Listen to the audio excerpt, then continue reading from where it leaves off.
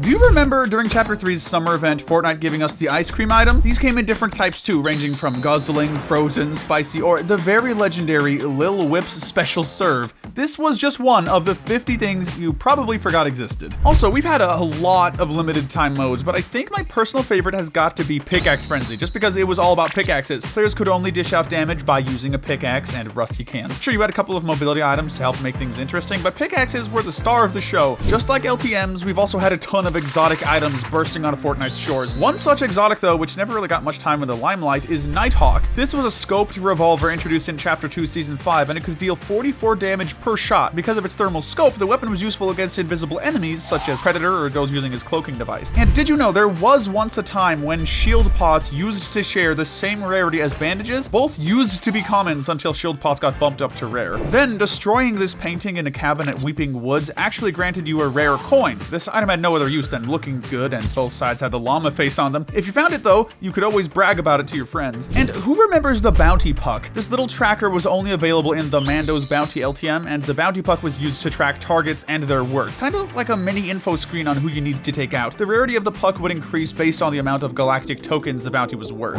I so wish I got to spend more time on the Boogie Boat. Since pretty much everything was drowning or underwater in Chapter 2 Season 3, the Boogie Boat offered a nice space to chill, hang out, and bust some moves. Sadly, this POI got taken out after a couple of weeks, and we never saw it again. Also, who remembers the OG fall damage in Fortnite? Even a small jump could set you back 15 to 20 points, and if you're trying to slide off a cliff, then say goodbye to that match real fast. Fortunately, Epic fixed this, and now our characters have good legs on them. And moving on, Risky Reels will always have a spot in our hearts. It was one of the POIs that I had the most fun playing in before the block literally stamped it out of existence. But what most players don't know is that Epic paid tribute to Risky by placing a tiny POI in the jungle so that fans could remember the glory days at Risky Reels. There was a time when Fortnite didn't have a storm circle in its minimap. No, seriously, all we got way back in the day was just a blue circle that kept creeping in on us. Crazy, right? But not as crazy as having the chest disappear whenever you broke the things it was placed on. That's right, nowadays we skip the wait line and just destroy things that have chests in or on them, but in the early days, if you did this, you'd have the chest disappear too. Definitely something we take for granted now. And back in the day, if you landed with momentum, meaning if you use a grenade or something else to launch yourself, you could really just time your jumps and bunny hop across the map. A lot of pros learned about this early on, and they used it to cover large distances and get the drop on enemy players. And does anybody remember Cupid's crossbow? This item has made a few appearances ever since it was introduced in the Love Shot LTM. The mode was so broken because you could use sky building to camp and shoot enemies with this weapon. But even though the crossbow came back a couple times during Valentine's Day, the LTM sadly never popped up again. But what does regularly pop up is the newsfeed that takes up our entire screen nowadays. And while it may look flashy and introduce a new character or weapon, it has nothing on the OG newsfeed from Chapter 1. That thing was janky, but it gave us all the info we needed to stay updated on Fortnite. Way better than searching up patch notes online now. Medallions nowadays are all the rage among the Fortnite community, but items like the 0-point pretzel were the real OGs when it came to power-ups. Also, this item was pretty hard to find, but those who did manage to get their hands on it could teleport small distances, kind of like dashing around the map. And speaking of medallions, when these ability-granting trinkets came out, they would appear as 3D icons in your inventory, looking super cool and making you want them all the more. But after 2 weeks, Fortnite replaced them with 2D icons, and this was honestly not too noticeable. But man, the nerd in me still prefers the 3D look. Most of us probably remember the Ghost and Shadow henchmen, tossing them around or entering a phone booth to disguise as them. But during that time, we had exclusive big chests that had a lock on them, and if you knocked down a henchman, picked them up, and carried them over to it, they could unlock it for you. This was a lesser known feature that definitely took me a hot minute to figure out. Let's head back to Chapter 2 Season 5 to talk about this legendary beauty. The Predator Claw was a melee weapon designed for close range combat, of course, dealing damage to both structures and players while providing a slight knockback effect on the third swing. Pretty awesome, except for the fact that you could never obtain it since only the Predator got to use the thing. So the Kid Leroy event wasn't a full-fledged concert. They designed this in creative, so I doubt many players knew when it was going down. But for those of us who stuck around, near the end of the event, we got to fight off a huge boss wolf, who I'm just gonna say was a huge pain in the butt. But for this, we got an exclusive weapon called the Sunburst Gauntlet. There was also the Big Chill, sharing looks similar to the snowball launcher or the egg launchers, but this thing fired chilling grenades instead. There was no damage to be done with the launcher, but if you caught a player with it, they'd immediately get the ice effect, causing them to slide down slopes or move like crazy. Another tactical weapon was the Storm Scout sniper rifle. I can't even begin to tell you how underrated this thing was. Sure, it dealt damage, but those of us who truly knew this weapon would only pop it out to reveal the next storm circle. If you aimed down the sights with this sniper rifle, you'd get an additional minimap that showed the the next storm circle, helping you plan your next move. Let's keep the exotics going with the burst pulse rifle in Chapter 2, Season 7. And no, I'm not talking about the normal pulse rifle available all over the map. This was a special obtained from Chimera at Coral Castle for 500 bars, or as a random drop from a malfunctioning vending machine. Honestly, this thing was broken given how well it performed both at close range and long distances. Land a headshot with this bad boy and move on to the next target. There are also a ton of consumables you could have fished from the water that players don't remember. First up is the stink flopper, which is a nod to the ugliest looking fish in the world, the blobfish. There were also lesser known variants like the shadow ones that turned people into ghosts, or hop floppers for extended jumps. We've talked about alien nanites, but something similar to these were nuts and bolts. After the primal season ended, Fortnite introduced toolboxes all over the map that let you upgrade, or rather side grade, your weapon using nuts and bolts. So essentially, if you had an AR, you could modify it into a burst rifle, which really did nothing other than flip a switch on the gun. So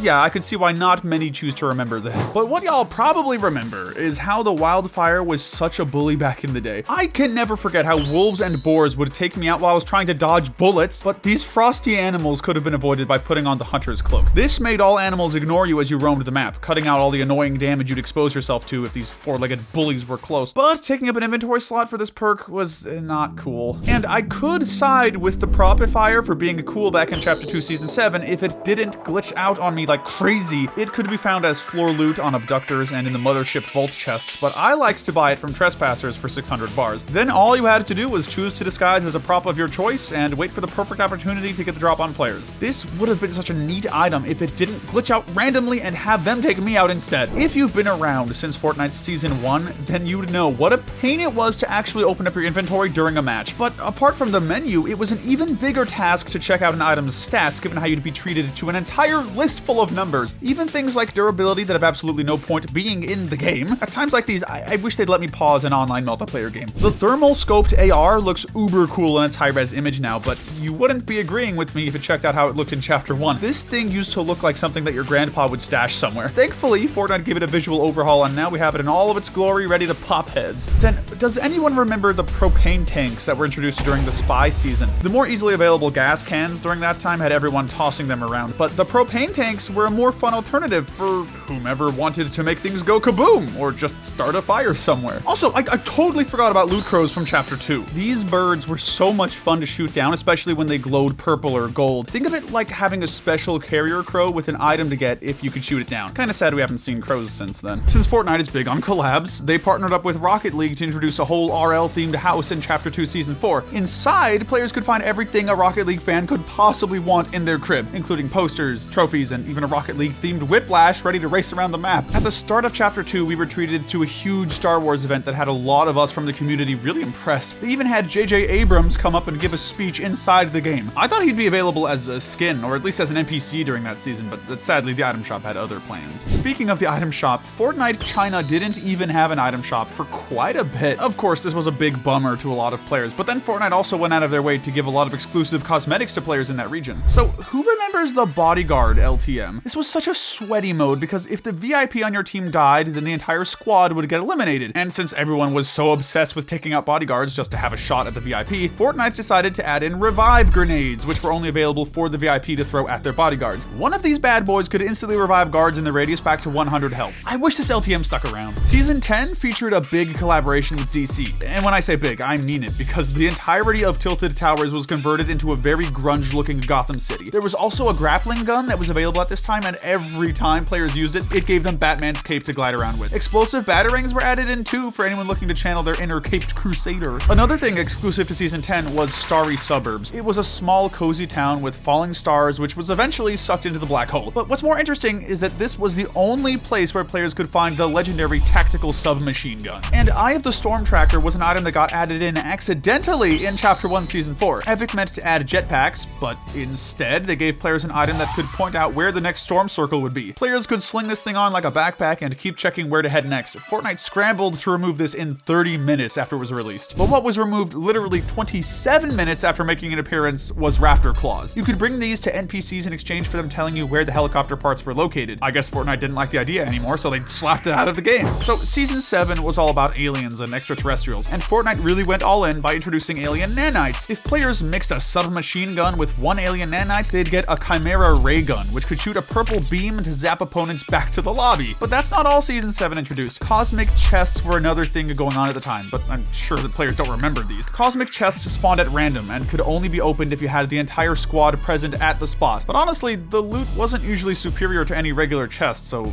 I don't know about making the extra effort.